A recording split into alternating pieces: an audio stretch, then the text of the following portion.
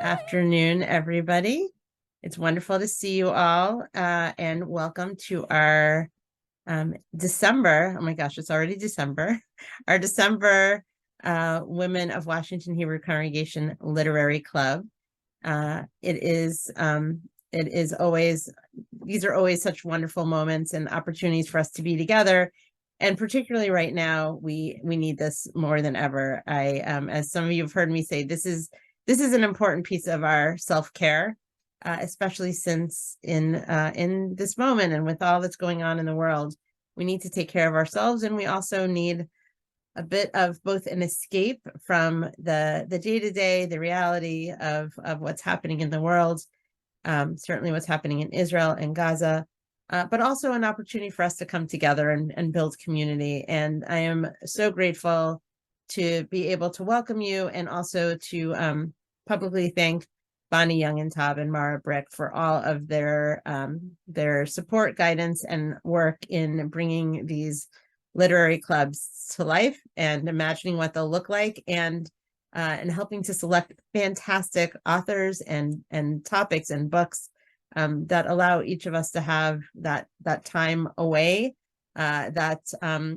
I like to call this, for me personally, this is my Shabbat time, because I'm often working on Shabbat, but being able to have the opportunity to read, reflect, and then to share with all of you is a nice piece of Shabbat for me in the middle of the week, and a way to both rejuvenate and imagine and reflect. We are thrilled to present today's program in partnership with the Jewish Book Council, and we're so thrilled to welcome Lisa Scottoline back. Did I mispronounce, or is it Scottoline or Scottoline? Okay, I got back to Washington Hebrew virtually, to our Women of Washington Hebrew Literary Club. I want to encourage those of you who have not yet purchased her book to certainly support one of our local booksellers and to purchase her book, and or to, if you have not already, I just put a link in the chat to our Amazon Mitzvah Mall. So even though that might not be an independent bookseller, it will support social justice and social action causes that Washington Hebrew is involved in. So it will help us give back through that purchase. So I encourage you to purchase her book, and I'm just thrilled that we have this opportunity to be together again. Lisa Scottoline is the #1 best-selling and Edgar Award-winning author of, I think it's 35 novels. I was looking at am I right? I was looking at last time and counting and adding. I've read many of those, definitely all the recent ones. She has over 30 million copies of her books in print in the United States, although that number is probably higher now, and has been published in 35 countries. She also writes a weekly column. Are you still writing this weekly column with? Actually, I send it out for free from a newsletter. So fabulous. So I'm gonna give everyone the link to your website as well when I'm done talking. But she writes a column with her daughter Francesca Saratella for the Philadelphia Inquirer, and that's also been adapted into a series of memoirs. She has served as president of the Mystery Writers of America and has taught a course that she developed, Justice in Fiction, at the University of Pennsylvania Law School, which is her alma mater. Lisa graduated magna cum laude in 3 years from the University of Pennsylvania. Her BA degree was in English with a concentration in the contemporary American novel, and she was taught by professors such as National Book Award winner Philip Roth. She then graduated cum laude from the University of Pennsylvania Law School, where she served as an associate editor of University of Pennsylvania Law Review. Her most recent novel, Loyalty, was published in March of 2023, and she lives in the Philadelphia area. And I'm also very excited to share that her new domestic thriller, The Truth About the Devlins, is coming out in March 26th of 2024. It is a character-driven thriller that delves into family dynamics, the effect of addiction on the individual and the whole family, and the upside and downsides of family businesses, along with a dose of social justice.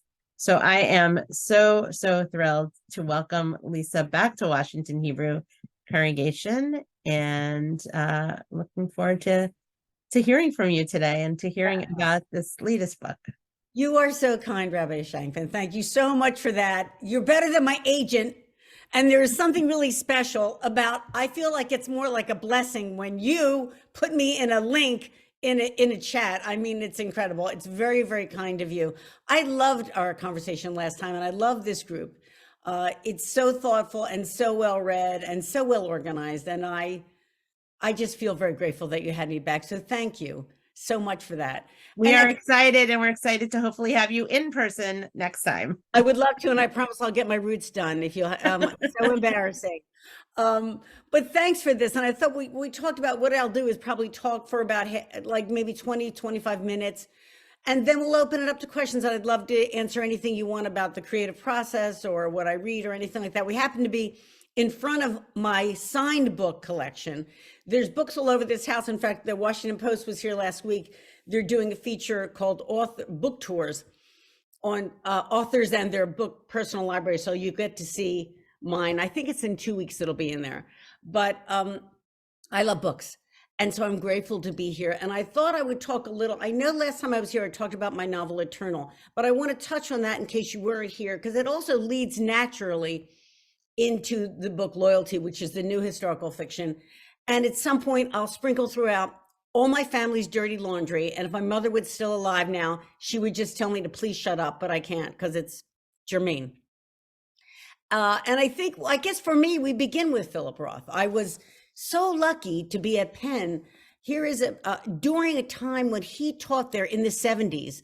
Please tell me you were, at least you were born. Please be born during the 70s. I was definitely, everyone here, I'm looking, we're all born in the 70s. I was born before the 70s. Oh, thank God. Thank God. Well, I was a bookaholic. We had no books in my house. We had TV Guide in my house. But it wasn't until I got to a library that I discovered books and Nancy Drew, and from there couldn't be stopped. And so when Philip Roth came to teach at Penn, and this was even before he was as well known as he became, I was like, I just want to, he's among my favorite authors. He's among the best this country has ever produced. And I was just, I felt so lucky that I could learn from him. There was a seminar that he was giving, and it was 15 kids could be in the class, and you had to get picked, and I got picked. And of course, you're sitting in this room. I'll tell you about it in a minute. I want to show you a picture I took because I happen to have been on the yearbook staff as a photographer. And so I'm embarrassed to admit that I used that as a ruse because I just wanted a picture of Philip Roth. It's, we all have literary crushes, don't we? And here he is himself. I don't know if I showed this before, but first off, super hot, right? I mean, very, very brilliant, but also super hot. And I think the picture is really telling because he came in from New York. So he came in to Philly 2 hours every Tuesday, I think it was, starting at 2:00. And he would sit at that table and he would talk for 2 hours straight about what we were reading. It was like taking physics from Einstein. The curriculum was really interesting, and it is germane here. So let me give you a brief précis of it. The first half was actually literature of the Holocaust. And his point was to show us authors who, although there is a body of a canon of Holocaust literature with which many of you will be familiar, there was also some that were less familiar, like This Way to the Gas Chamber, Tadeusz Borowski. There are many, many writers. We'll get back to that. The second half, oddly and interestingly, was sort of a more literature of a desire.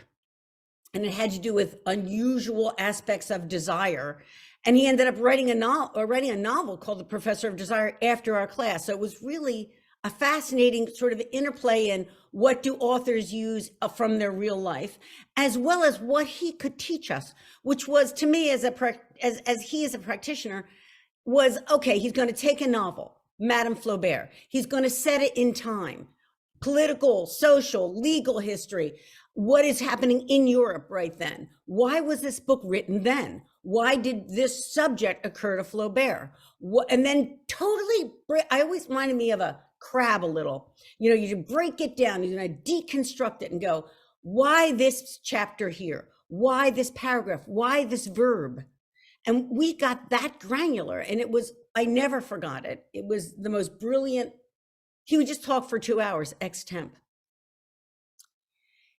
I never forgot, because he introduced us to Primo Levi. Now, you may have know about Primo Levi. He was an Italian Jewish chemist who lived in Italy during fascist period, was anti-fascist, was ultimately arrested by the fascists, and then the Nazis, when they occupied Rome, took him to a transit camp to Modena, thereon to Auschwitz. He was sent to Auschwitz.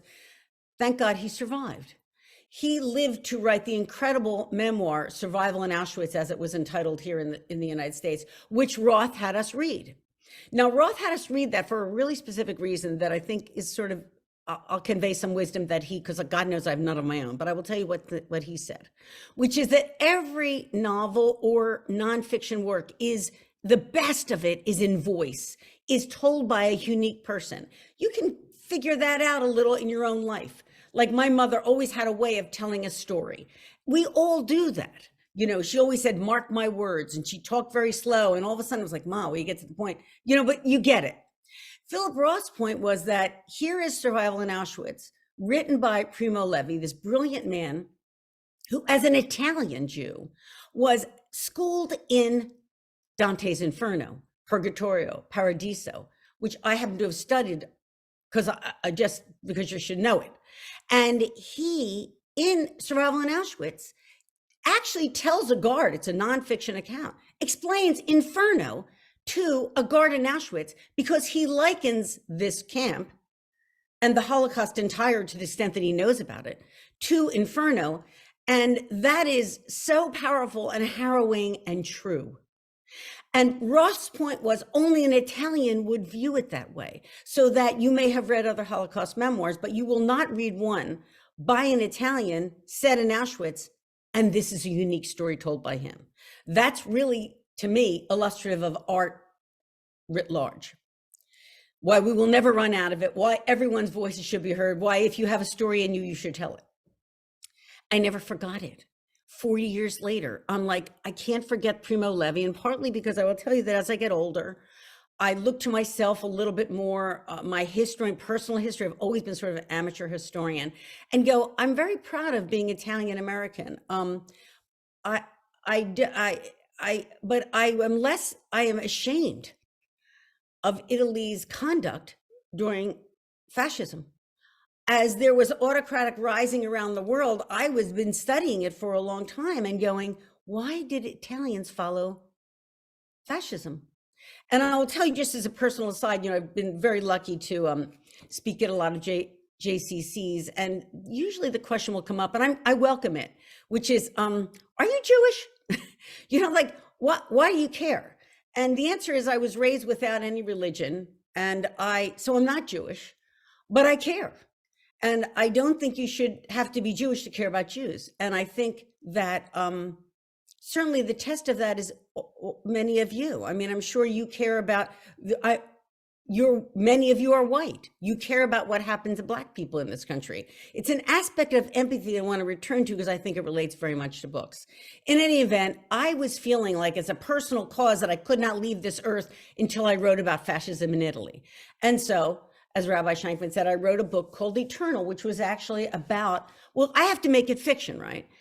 Because I write fiction. And frankly, I wanted to reach people who weren't naturally going to pick up a book about Italian fascism. And it also, since there hadn't been one basically written since the Garden of the Finzi-Continis, which was decades older, and also because the more I learned about why Italians followed Mussolini and about the Jewish community in Rome, which was the primary victim that I wanted to focus on, I learned that the Jewish community in Rome, if you visited, you walk through the so-called ghetto, is the oldest continuously existing Jewish community in Western civilization.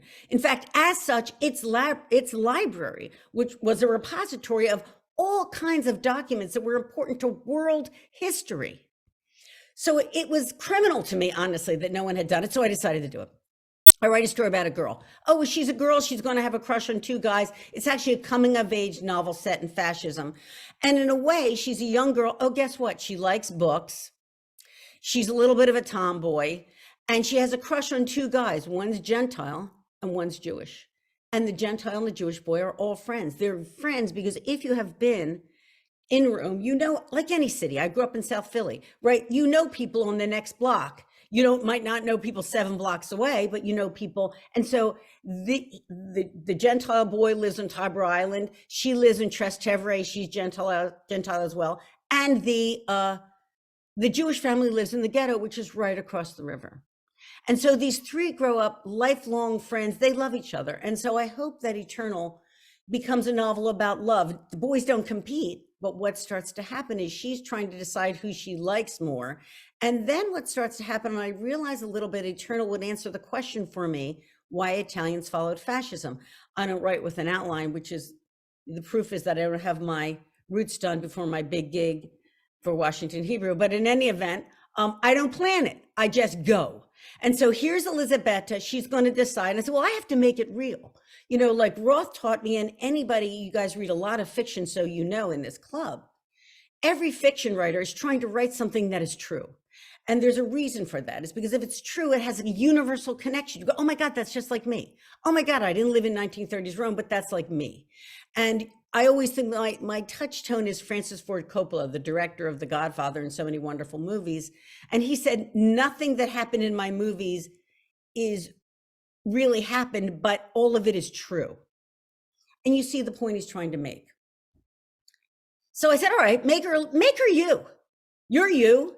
And you remember 6th grade when you got your first bra, because it's a coming of age novel. And I want to talk about that in some gentle way.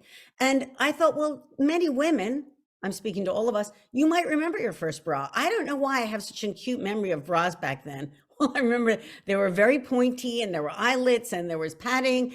And I remember a significant incident that happened to me, which I put in the book, which is that I was in 6th grade and a tomboy and we wore undershirts. Do you remember undershirts? Okay. I actually miss that. I'm wearing, anyway, now they call them camisoles, but then they were undershirts. And so I had an undershirt and all the girls came up to me in school in 6th grade and said, you need a bra. And I was so mortified. And I went home that night and I cried and my mother took me out and we went and got a bra. I gave that to Elisabetta. And as she starts to come of age as a young woman, she starts to become attracted to these 2 boys who were heretofore her friends. And Marco, who's the handsome, popular kid in school, super jock. And Sandro, who is brilliant, in fact, something of a math prodigy and Jewish. She can't decide. But what happens is that I do a lot of work with Pennsylvania Dyslexic Association because I love books so much and I feel that that's important to do. And so when you interview, so in connection with the book, I thought I would make Marco dyslexic because when you interview kids, especially even today, dyslexia isn't often identified, frankly, especially in little girls. And I gave him dyslexia, which in 1930s Rome was called word blindness. Obviously, the field was far not as developed as it is now. So there were no treatments or methods that would cope with it. And what happens to a kid who is dyslexic and unidentified, as I know from the one girl I interviewed, was that she said to me, it's very hard because you feel dumb and you don't even know how or why. Like you're just behind everybody else. And you can imagine what that would be like. Your grades start to suffer. Everybody's reading. You don't know why you can't read. You just think I'm too stupid. And that's what happens to Marco. And what happened, why answer my question about why Italians followed Mussolini, because as you know, there's a cliche that Mussolini made the trains run on time, which I can tell you, you can learn in about 10 minutes in Italy is complete BS because nothing runs on time in Italy. It never will. They don't care. They care about carbohydrates. That's it.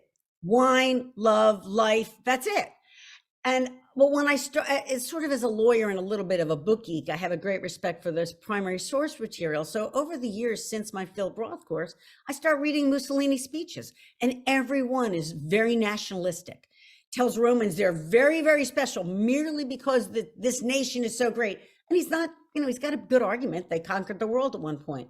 And I thought, well, make that speak to Marco, which I believe that in a way it did. That it gave self-esteem to, Marco in a way, probably to a certain extent, these young fascist boys were attracted to the carrot. They're kind of early incels, right? I don't fit in anywhere. I feel dumb. I'm behind. I'm a malcontent. But fascism tells me I'm extremely special.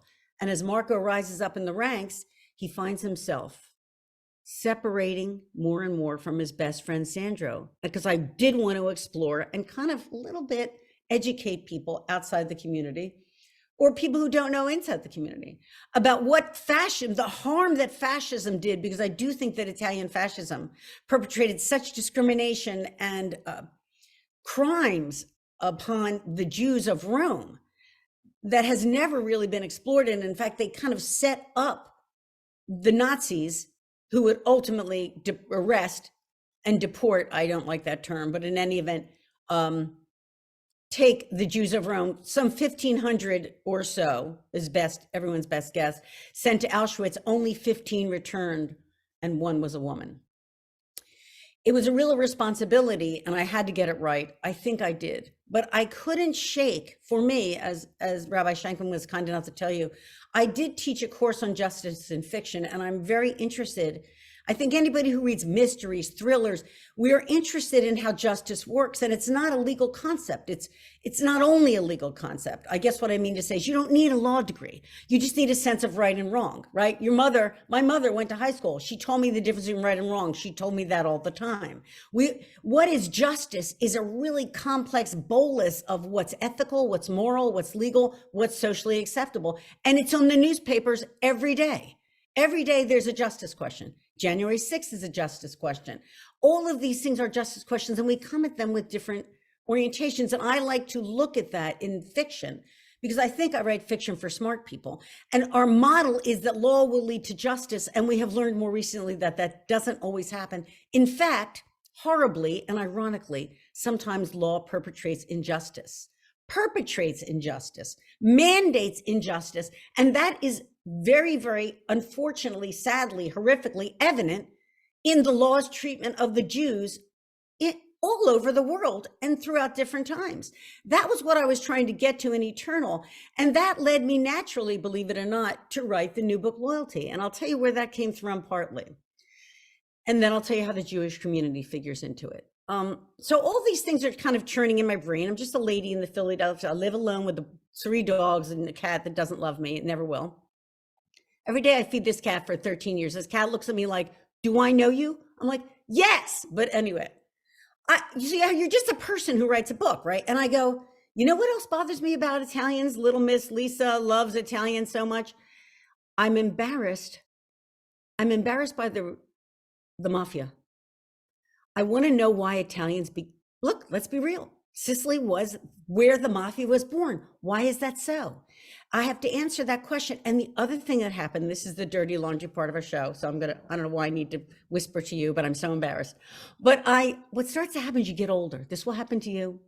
You start looking at old family pictures, and I start to look at my family pictures. Now we have a kind of look, I don't want to say we were an organized crime, because we weren't.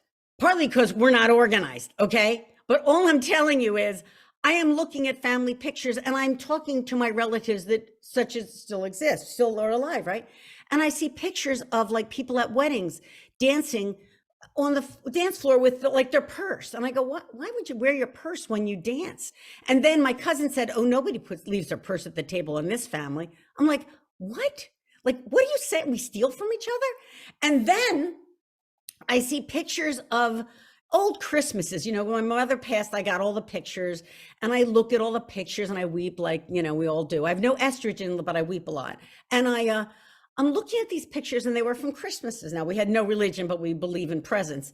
So I see Christmas trees, and I remembered a Christmas that I had where my Uncle Mikey gave me a black BMX bicycle. Now I'm going to take you back in history to a time when there used to be boys' bikes and girls' bikes. I don't know if they have that anywhere. Okay, thank you, Rabbi. And the boys' bikes have a bar, which makes no sense. To me, the boys' bike should not have the bar, but it's been a long time since anyway. So I'll try to keep it clean. But basically, I'm remembering this black BMX bicycle, and this Christmas in particular, because it stuck in my memory, because frankly, we didn't get a lot of presents. It was from my Uncle Mikey, and it was a black bicycle, and I was a young girl. And you don't want a black boy's bike if you want a pink girl's bike, right? That's what all my friends had. And I remember saying to my Uncle Mikey, you know, kind of something probably rude, like, why did you get this? And he said, it fell off the truck. And I said, well, okay, then I guess I got that. And then every year I look at the Christmas pictures, such as they are. My parents were not big on this. And I see gifts that were from Uncle Mikey, and they were never wrapped.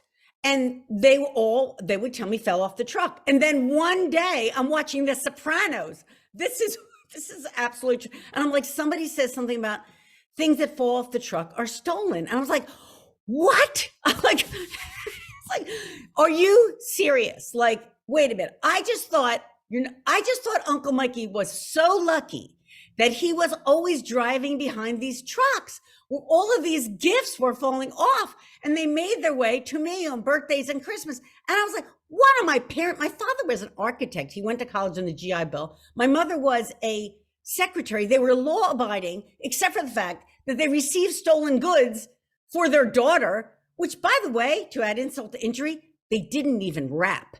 I don't know how you are about the regifts. I've never received stolen good. I have occasionally regifted. Usually I'm confessional enough girl that I go, listen, this isn't my size, or I hate candles, whatever. I give it to somebody, but I wrap it. I don't just give.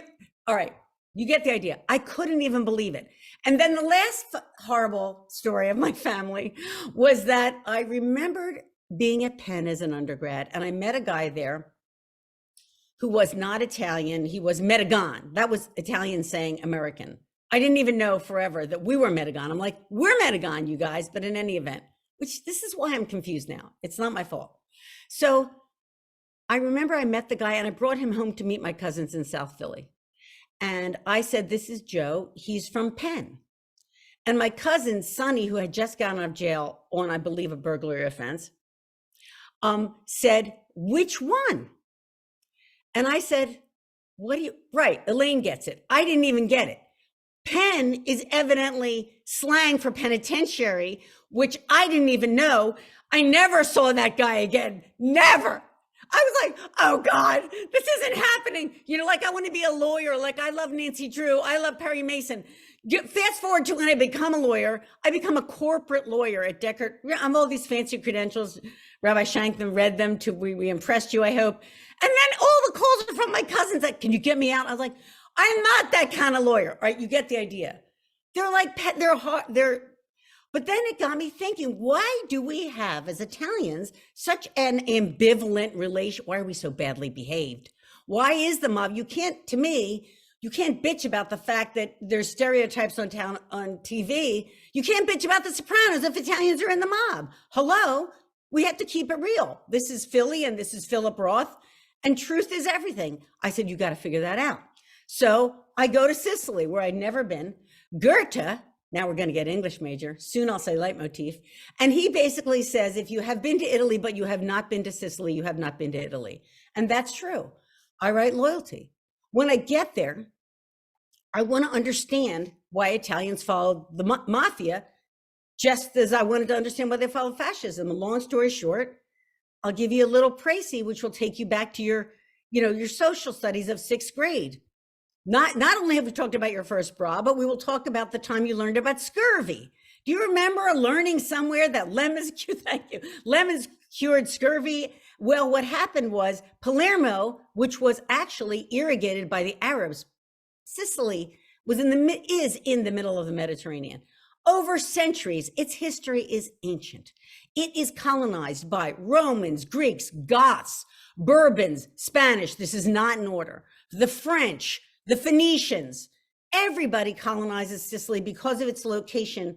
It is closer to Africa than to Sicily, than to Rome. So think about that. It really is a different animal entirely. Its geography, its culture, its language. They don't speak Italian, they speak Sicilian. The cuisine, more on that later. So I'm like going there, I'm learning all this stuff, I'm soaking this in. And what I learned too is the most remarkable thing. I start researching Sicily, and I found an article that was in the New York Times about 4 years ago at this point. And it taught me that, well, I guess I forgot about the lemons. The lemons, what happens is the lemons cure scurvy. And so lemons become very, very valuable, and they're grown in Palermo. And the mafia is born because somebody needed to guard these lemons because they were such a valuable crop that they would be pilfered, so that armed guards would guard the lemons for nobility, because it was a feudal system, right? So all the land is owned by nobles. Lemons are grown. Nobles hire lemons to guard the lemon. Nobles hire armed guards to guard the lemons.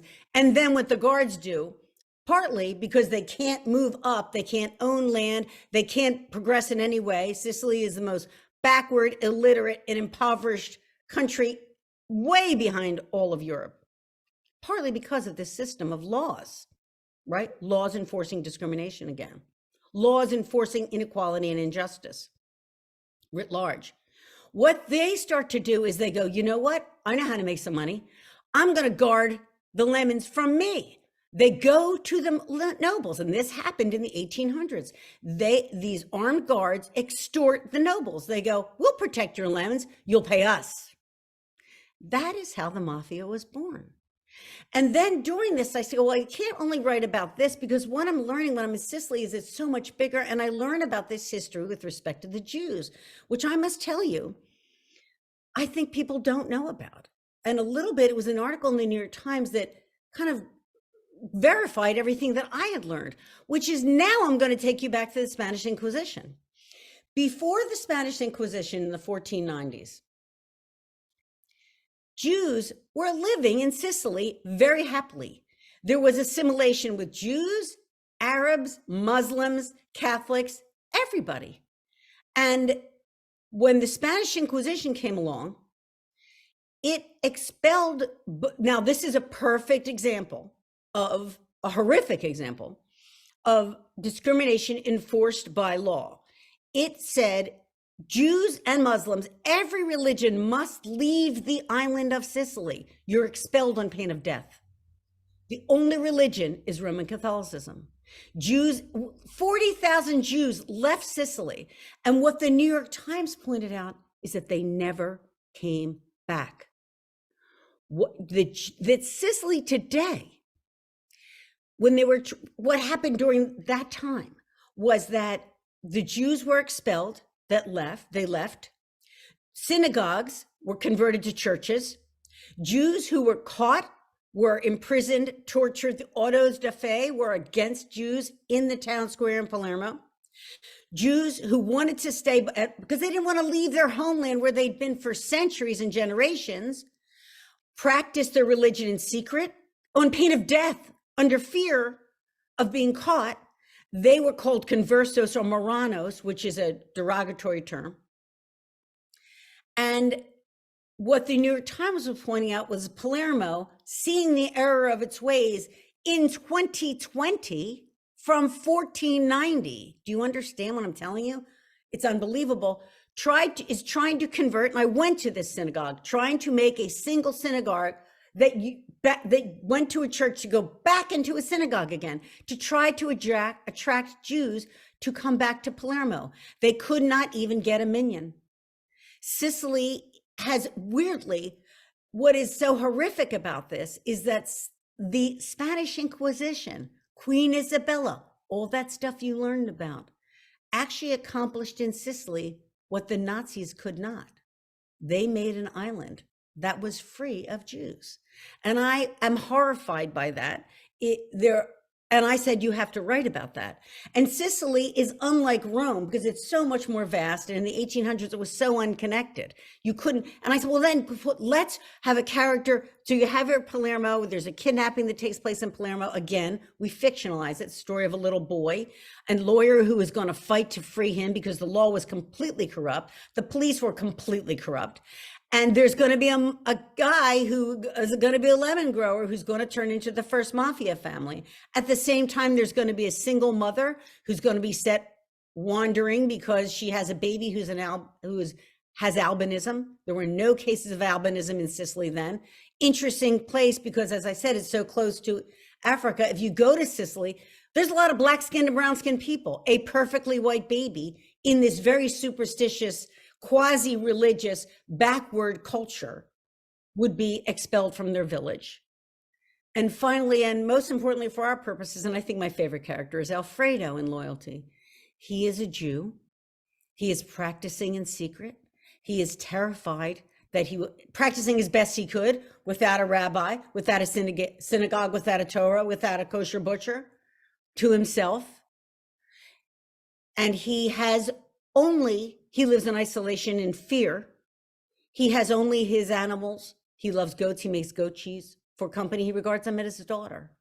He's a very gentle character. And the task and loyalty, and I'll sum up, was it ended up being a novel of 4 outcasts who are all outcasts for different reasons. Alfredo in particular, a victim of religious persecution. And I think we see what that's like from the inside in its extremes. You know, Philip Roth said part of the reason we were learning about literature of the Holocaust wasn't really because of his Jewishness. It was because he was interested in the behavior of people in the extreme. And I never forgot that either. Because we find ourselves sometimes in extreme circumstances and we want to see how much of our humanity is there. And we look for those points of light. So when I finish Loyalty, these outcasts, they come together in a way I won't reveal. And I think there is light. I think at the end of both of these books, there is a happy ending of sorts. And I think just to sort of finish, it ends up being apropos for our purposes. Because for me, there is, I think in Eternal, I sort of said, not to quote myself, but there is love and there is hate, but there is love. And you can't have one without the other. And if we take a moment to look at the love, I see it in front of me. I will tell you, maybe because I love books so much, but I really believe books and the arts, again, writ large, connect us. The Rabbi was so right when she said that. You know, reading a novel is self-care, I think, because it's an escape, but it's also a motion toward a sensibility that is human. You know, that's why the truth matters. If I write something really, really true, what it feels like to be embarrassed of your own breasts when you're 11 and feel ashamed. I remember walking around school with and without the bra, with my books in front of my chest. Oh, God forbid the classroom was cold. God forbid your nipples show. Remember that? Okay, so if I have to write about that, it's kind of weird. It sounds a little inappropriate, but you have to sort of fillet yourself a little. You have to get to what's true, especially as a woman, I think, and say it. And when you say that, the books connect us one to the other. And we realized, like, you know, Atticus Finch said to Scout, to really know someone, you have to walk a mile in their shoes. That's a very down-home analogy for empathy. And I really believe, and I've at 35 years and 35 novels, speaking, more importantly, listening to my readers and readers everywhere and reading what they write on reviews of mine and email that I get, which I try to answer, and the social media is all me, but my feedback is immense. And what they all say is this, that reading makes me feel close to someone else. And in my book club, we've been together 10 and 20 and 30 years. And I think that's not an accident. It happens around a literary club. It happens around a library. It doesn't happen around a Planet Fitness. You know, they're not meeting, right? It just doesn't. And that's the test. The arts speak to us because they remind us of our commonality as human beings. And to me, they renew our love for each other and they help us survive. Quick story that's at the end of Eternal. There's a character named Maria. I won't give anything away, but I think I can't help because I think about her a lot, because she is at the end of the novel and we have gone through the Holocaust in Italy and people have died because people did die. And I wasn't going to whitewash that actual history and I wanted to honor those victims. And she has to give a speech at a wedding. She sees everybody there who's lovely and young and their flesh is all shiny faced and dewy eyed, but she sees the empty chairs. All of us of a certain age see empty chairs. And to me, I never stop seeing them. They're part of me. It's the bittersweetness of it. And she has to give a speech at the toast. She's never given a toast in the whole novel. I was like, Lisa, no one was going to know who she is. You're going to get fired. You should have written with an outline. This is why your roots are never done on time. Like all that stuff I'm saying to myself. But she says this. She says, I never give a speech. I'm in the kitchen all the time, whether it's at the house or in the restaurant. But every night I have to put a meal on the table, and every night I look at what I have, my ingredients, and I'm always missing something. I have some, but I'm missing something. Nutmeg, oregano, basil. What am I missing? But I can't not make the meal. I have to make a meal. So I say to myself, what can I make with what I have? And I thought, she's a genius. I kind of like that. And she gave it to me. That's what every woman says. I think every day when we survive all the things we survive, COVID, lockdown, chemo, how am I going to get everybody in the house? How am I going to set 10 places? How am I going to run a dishwasher 4 times a day for the holidays? You know, whatever the thing is that we do, we go every day. What can I make with what I have? And I think that's a very way in disguise of saying, how strong am I? And really with an exclamation point, how strong are we? How much love do we have? How much can we offer each other? And how can we remind ourselves of that? I think we do that every book I read, and certainly every book I write. And I hope you feel that way too. So that's why, honestly, it's personal for me to do this. It's an honor to be introduced by a rabbi. It just is. Thank you, Rabbi, for what you do. Thank you for all of you for what you do, for being a congregation. What a beautiful, beautiful word. I can't imagine it better. Coming together. It comes from Latin. It's gorgeous. And I'm grateful to be among you so thank you very, very much, really. Lisa, thank you. Always, you're always both entertaining, enlightening, just incredible, and so inspiring and uplifting. And I feel like we could sit here for a few more hours, which is why we're so excited to have you come, hopefully, with your next book, where we'll bring in the leitmotif of various books. We'll bring that in. We have a few questions that will continue our conversation, but really when you talk about making something with what you have made, and again and again and again, how do you do it? A book every year, and these are not just, I mean, I don't always write with an outline either, but that nugget is there. Where do you find your inspiration, and how did you find the inspiration specifically for loyalty? And just so folks know, there are a few other questions that we have here already, and after Lisa takes on this one about the inspiration for loyalty and the energy to just, you're not just churning them out, despite the fact that, I mean, I can't imagine that you would be able to, just listening to you talk for the last 45 minutes, the fact that you're able to just keep going there, you probably, I don't know if you're able to keep up with yourself as you're writing and taking notes and yeah. I mean, the answer in short is I can't believe how lucky I am. As a person who loves books, I thought, God, maybe I'll get to write one someday. And my career has been long, and there's been struggle. I wasn't published for 5 years as a single mother. We were broke. And my worst rejection from an agent was, we don't have time to take on any more clients, and if we did, we wouldn't take you. So I actually just feel enormous gratitude. I remember when Oprah preached it, and I was like, I feel that every day. I just feel very, very lucky. And something like this reaffirms it, because I do live alone. I don't get out a lot. God knows I haven't had a date in about a century. And so I value this connection so much on a personal level, to actually see people read you, that a rabbi likes what I write. I mean, that's just I love what you write. It's a miracle. It's a miracle. So that kind of positivity, I just want to put it back into the world. That's the answer, really. Gratitude. So a couple of other questions. One is has to do with the time frame of loyalty, which Joan Churchill asked. And the other is, I'm curious how many times you watched The Godfather before writing this, if that had been part of your background, and how many times you watched it during the writing of this.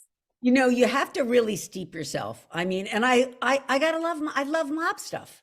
And it's hard because, when I was a lawyer and I was at this fancy corporate law firm, they would always say to me stuff like, I mean, there is a little discrimination. There was mafia members, and I was sort of, no, and I don't. I really don't. But at the same time, I feed it. I watch it every time it's on. Somebody keeps track of that. And so I watch it about 1 billion times. But it's interesting to me, because to me, what I was doing with loyalties it becomes universal, not even about the mafia. It just goes back to, honestly, my respect for the rule of law.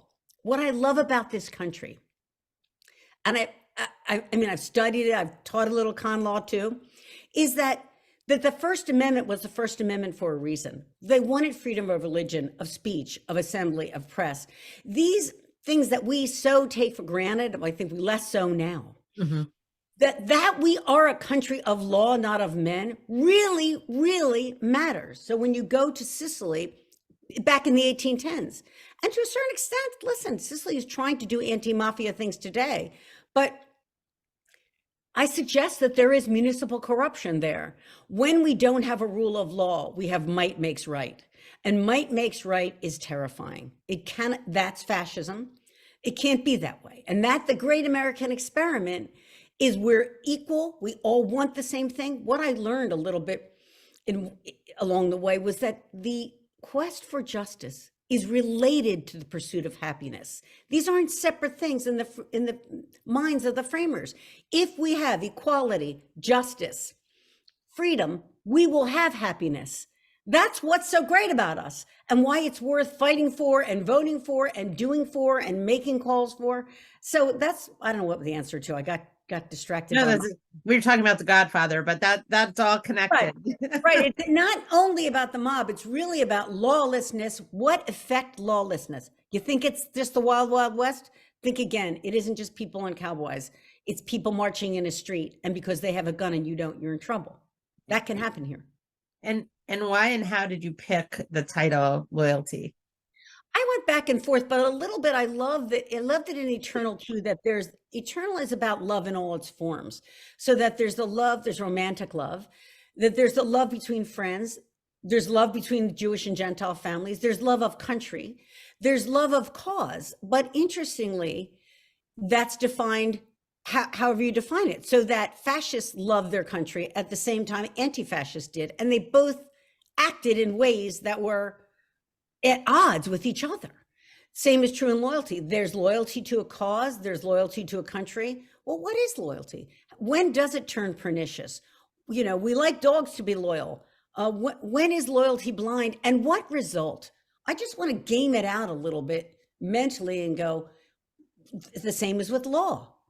There's a character in this book who's very loyal to the law. He almost loses his entire family trying to be a one-man enforcement of the law because there was a real organization of people that did that. They were actually religious. They were called, they were the Blessed Society of St. Paul. They believed in St. Paul. Now you go, well, that's interesting because A, I knew nothing about it. B, religion and law, to me, if I can suggest, are an ordered way to live your life. Don't covet your neighbor's wife. Don't steal. Don't murder. It can be in religion. That's what they did in Sicily. I think part of the reason they were so ultra religious in Sicily was because the law didn't give them any meaningful comfort or rubric of civilization. Thank you. And by the way, we talk about in Judaism and in the Jewish community, the Torah and our teachings, our texts, the commandments are guidelines to enable us to live with our neighbors and to have a sense of safety and security and that structure that as human beings we all need. Even if we talk a lot in Judaism certainly about the letter of the law and I guess the not the flavor of it, but that there are various ways that people choose to observe that.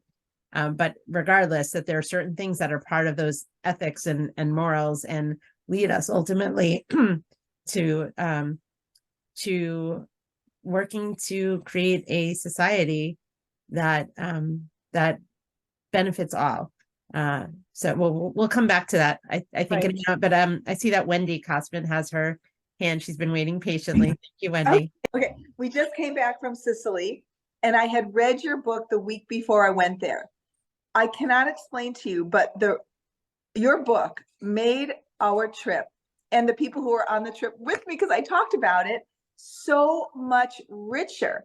Aww. And even when I felt like I was telling the guys about some of this and the start of the mafia, and that was so interesting. And then, as I'm listening to you right now, and I'm thinking how you said all the Jews were left and none of the Jews came back.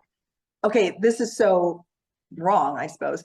But when you were there, you must have seen that on many of the all the stores and many of the doorsteps had these planters on the story that because there was a white woman of one of the daughters of one of the heads of some group there, fell in love with a dark-skinned Moorish man.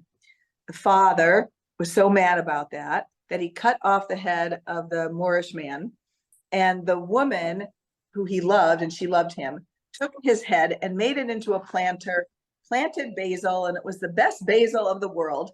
And so every home has one of these for the moral, at least a guide said, of that it's such an inclusive, Sicily's so inclusive. The Arabs, the different colored skin, the Greeks, the whoever is there, but they didn't mention the Jews. So and now I'm listening to that and thinking, oh, well, it wasn't, I thought it was so beautiful, but now it wasn't so beautiful. What do you think of that? No, that I know that story, and it was very inclusive, and there were Jews there. In fact, if you walked along, I mean, I took my whole thing is that when I go there, I take all these videos, and they're on my website. You can look at them. It's scottoline.com, and you'll see there's a lot of, if you look up, there's what they've done is try to put some of the in the Jewish neighborhood, which was only about 2 streets there, and Jews were like goldsmiths, silversmiths. You can see they'll try to put lettering there, or some of these old buildings, you'll see lettering or paint etched into it. And it's, you see these traces if you're looking for it. I wish there were more known about it. I'm so glad that you went and were interested in it, because I think it's really fascinating and really, like you say, it's not good. It's horrifying. Mm-hmm.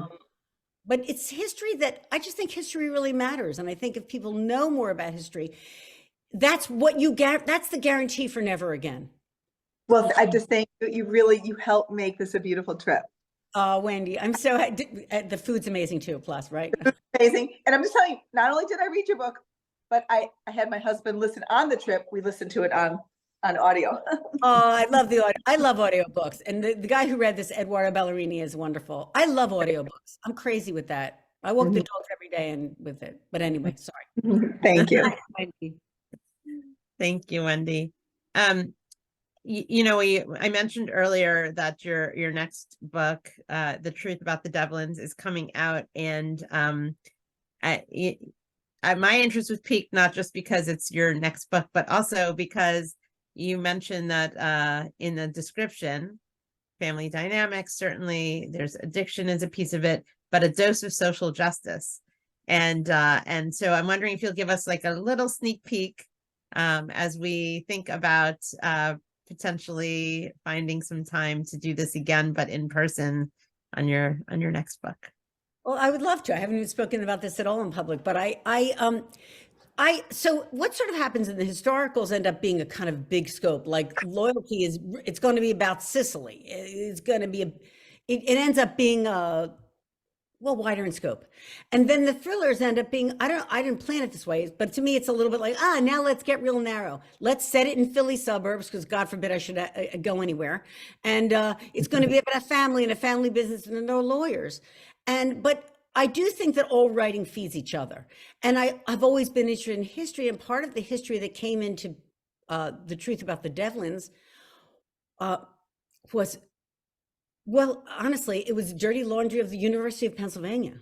And it actually was, what I learned is that there was the Philadelphia prison system in the 60s. There's a lawyer in Truth About the Devlins, and she is trying to get justice for a real life thing that happened in the 60s, which was that the Philadelphia prison system, which was mostly minority prisoners, was used as kind of guinea pigs for medical experimentation by a professor who now has passed, for dermatology experiments to develop Retin-A.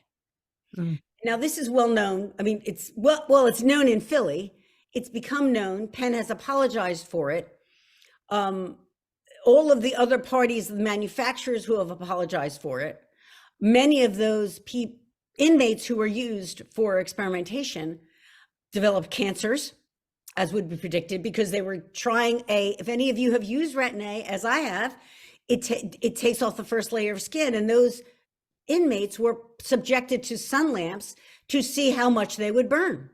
This was vis-a-vis social justice, you know, kind of looking at, well, this was perpetrated by a school I love and adore. And I guess it's kind of like, where did Penn go wrong? But the country went wrong. For me, it was Philadelphia's Henrietta Lacks. It was like Tuskegee. It was like the NK Ultra experiment. So I will bring that to light in the novel. The reviews are very nice online. It's starting to come in. I hope it educates people, because it's, again, an issue of justice and equality. And it's interesting, Rabbi, and so illustrative for me to hear you talk about what Judaism teaches, because I'd always been so moved by the research I've done in Judaism about the concept of justice. As a religion, right, it is so concerned, I can't pronounce the name very well, but did Tzedek, or how'd I do? Tzedakah. Yeah, right. And that a religion is so concerned with social justice is very moving to me and really speaks to me. So that's the aspect of it in Devlin's. And I hope that it illuminates a little corner of darkness. That's my job. And as we start to think about and look with Bonnie and Mara and think about a time that we might have that discussion in person, we hope. I will also teach you another Jewish phrase, which you may already know, a Hebrew phrase, tikkun olam, which is the idea of repairing the world. And it sounds like with each of your books, in the way in which you approach the topic, you're helping to bring together, not weave together just a story and the pieces, but reminders of how we can, of the obligation that we each have to do our part in our corner of the world, to help bring the pieces together, to help bring more wholeness, and then therefore more holiness into the world as well. So thank you for sharing a little bit of that holiness with all of us this afternoon. It's always such a thrill to have you. And so folks, we only have 33 more books to go, 34. Just I hope to see you in the spring. And thank you so much, Rabbi and Bobby and Mara and everyone, and Phyllis. I'm really, really grateful. Thank you again. Take care. you.